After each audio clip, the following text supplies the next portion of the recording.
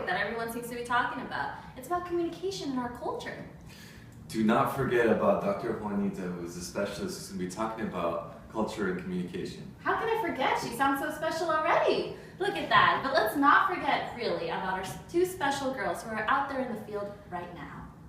Hey, we're about to experience a real-life example of intercultural communication. Check this out. Define culture.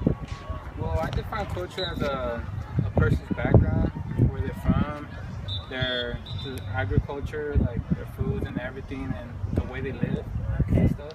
So, what's your ethnicity? For mine is, I'm Mexican. I was born in Mexico. I came here when I was around 6. I mean, I didn't wish I was born here, but you know, it just happened. Yeah. So, what are certain stereotypes that you have encountered? Well, I've encountered many. Like one IVC is not really a big stereotype, but since I'm Mexican, they think I can only play soccer, but I'm actually athletic. I can play basketball, you know, other sports, but I just play soccer because it's my favorite sport. Okay. So how do you feel about that? I mean, I don't feel bad, you know, because sports is not for everyone, you know. Like, if you're Mexican, then you're either good at soccer or you're not. But I mean, there's other Mexicans that play different sports, so I don't feel bad about that one. But I mean, I heard worse one where like they said that if you're Mexican, you're automatically like that and stuff like that. I mean, that's kind of bad, but it's just differently than if someone calls you the N-word and black, you know. But it's pretty bad. Some people take it offensively, but yeah, I don't think it's that bad. Okay. So thank you for your time. You're welcome. My family, for instance, I'm married to a Filipino. My kids have Filipino and half black. Then my parents were, you know, different, mixed different nationalities too. So I respect every culture out there because that's something I'm a part of everything. So I can't simply say I'm a part of one thing or another thing. So some people, unfortunately, have different views. Yeah. So you can't stop that. Has there been any certain like stereotypes that you've encountered? Yeah. At my work, a lot of things. I've been called half-breed, I've been called mulatto. You know, people don't think I'm full black, you know, a lot of different things. But you know what? I don't let that worry me because that's just the main thing. How do you usually kind of deal with it? Or like pose those stereotypes? I ignore it. Because you know what? That's society that doesn't know any better. Yeah. If you're part of the real society that's more than knowledgeable or not ignorant, then you look beyond all of that. How do you, since you said your family's, this is your wife is Filipino and your, how do you kind of incorporate both cultures for your kids? It's pretty easy. I mean, both families respect each other, you know. I go to my mom and dad's house and, you know, they love being around my kids and, you know, they love being around my wife. Same thing about my wife and her family. We all get along good and, you know, no problem. Anything else you would like to add? Not really. I mean, just, you know, when you're living, you know, you're as old as I am, you tend to just like ignore it, let live and just keep on moving. You don't really worry about it. Because you know what?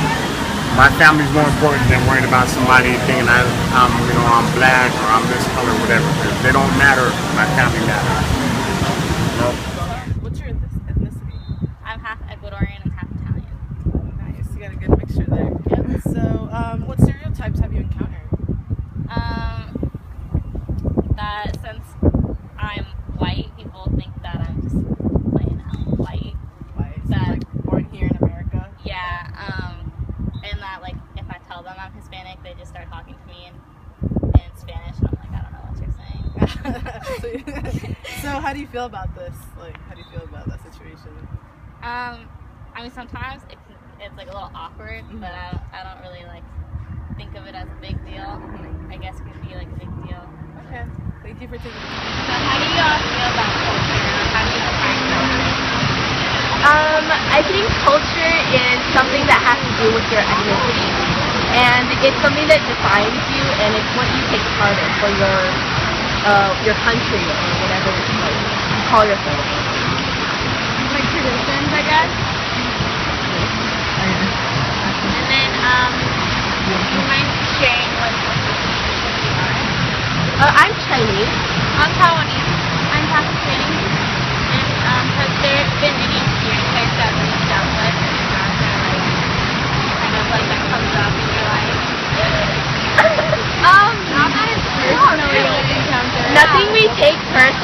but Asians are always cheeky. We're supposed to be smart. I don't know. I don't know. What about? No. Pay attention. Yeah. Okay. And like when you hear stereotypes that are like on campus, or you know, with the university, how do you feel about it? Or how do you feel?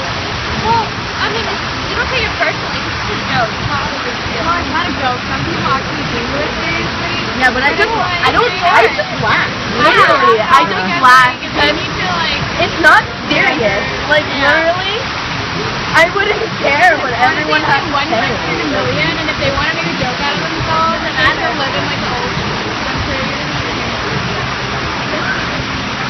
there anything else to ask? Thank you, Ashley. Thank you, Diana. I feel really informed now. I really enjoyed hearing from the public's view. That was really great. How did you feel, Noor? You know what? I feel great. I feel like I just acquired a new piece of knowledge that I did not know before. You know, today I learned something new.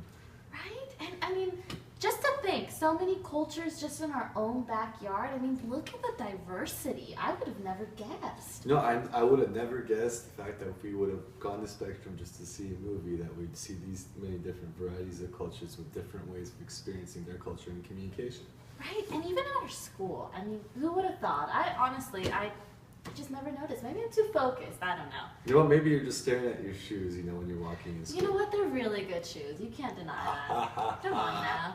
Well, now we're going to get more informed. I mean, if we didn't just have a great segment over there, we're going to bring in Dr. Juanita, who's a specialist in communication with culture. So let's bring in Dr. Juanita. Can we bring her in, please? I don't think you guys understand how special Dr. Juanita is. I know. Here I've she been is. looking Look how forward. special Look she at is. Let's get a round of applause. Look at her. Yeah. Hi, Dr. Juanita. So, how is it? How was your day? My day's going pretty great. How about for both of you? Well, we're doing. I mean, we heard that you grew up in 2 cultures, and you specify with communication, and I mean, I love you. So tonight we prepared a couple questions for you, if you don't mind, and you know, so that's what we're gonna do. We're gonna get started with a few questions, Absolutely. and hopefully, I guess, with your educational background, that you'll be able to inform us and get us a little bit more educated, I guess. Yes, please. Absolutely, absolutely. You know, growing up in this country, there's so much to learn, so many different things, you know. So, you know, my parents are Mexican because that's where they were born and raised. You know, they brought us over here. They brought themselves over here, and you know, here I am. Had the pleasure of being educated here, and there's so much going on. But yeah, taking a look of how I interact daily, just growing up, just blew my mind, and I thought, wow, this is interesting. It really fascinated me. So yeah, I just started exploring, you know, how does my culture affect what I do, how I do it, and how does everybody else? I mean, this country, it's not a melting pot, honestly. It's a salad. Everything is individual.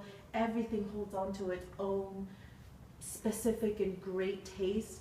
And that's what we're experiencing. It is a wonderful salad that we've created. More, how did you deal with both your cultures growing up here? I mean, I heard for some people, like I saw, you know, they dealt with it just fine. Others were kind of unaware.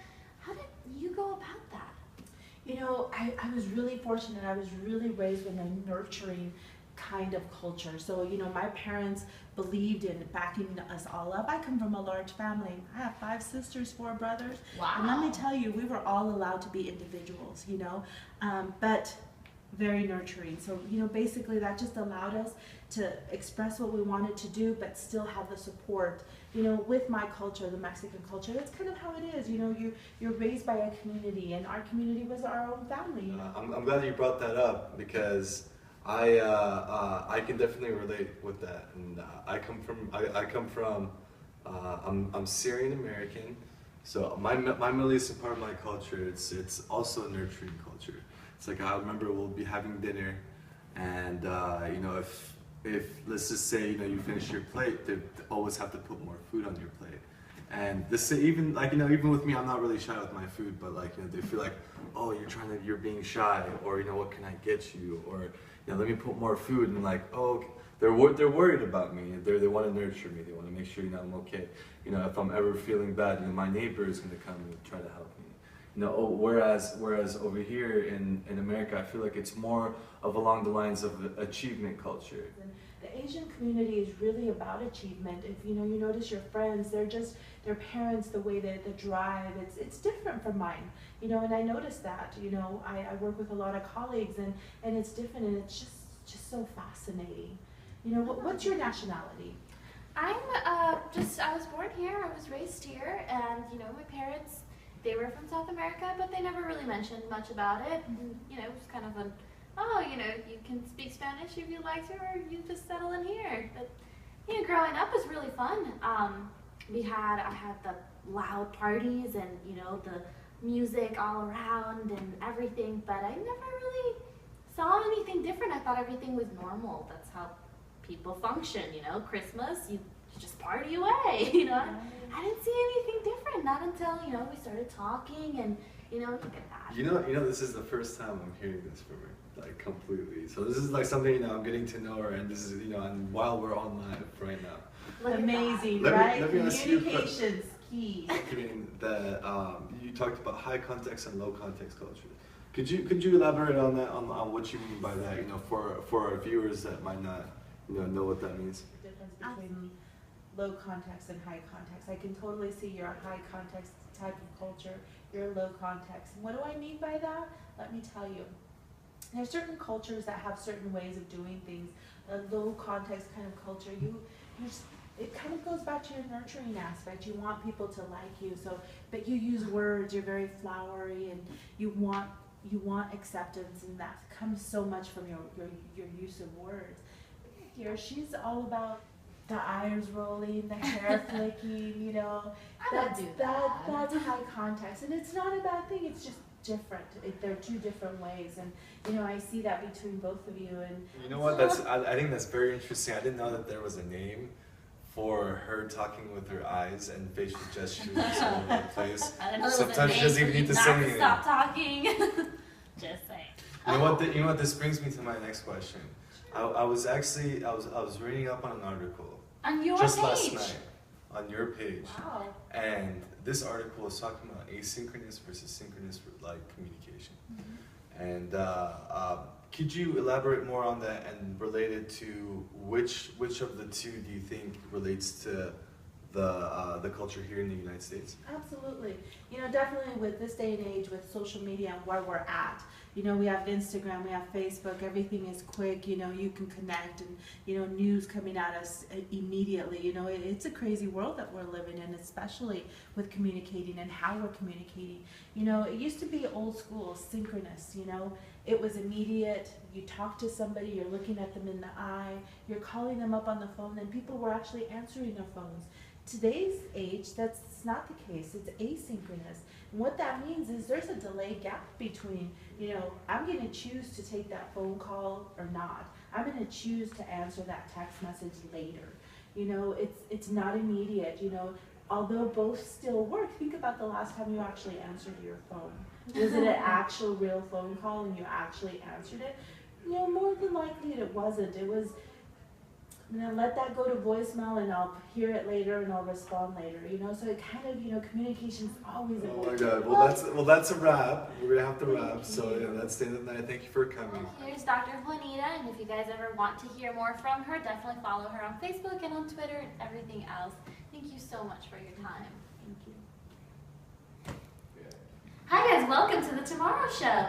So today's segment was really good. I feel like I learned a lot. I couldn't even comprehend all of it, but it was a really good show. How do you feel? You know what, I'm gonna have to agree. I didn't realize that there were so many different aspects in communication, and especially with the culture subject that we had to talk about. I know. I finally see that you're not a whiner. It's just you, It's how you were brought up. Look at that. I finally get you. And you know what? I've definitely come to the conclusion that I'm a more charming and more communicative, better communicator than you are. Well, I guess we're gonna have to see another segment to really have a vote on that now, aren't we? You know what? Let's make it a competition. Let's do this. So now you guys know, for the next show, we'll see who's really more charming. All right. All right then. That's the cap. Okay, well, good day guys, and we'll see you tomorrow. Have a great day.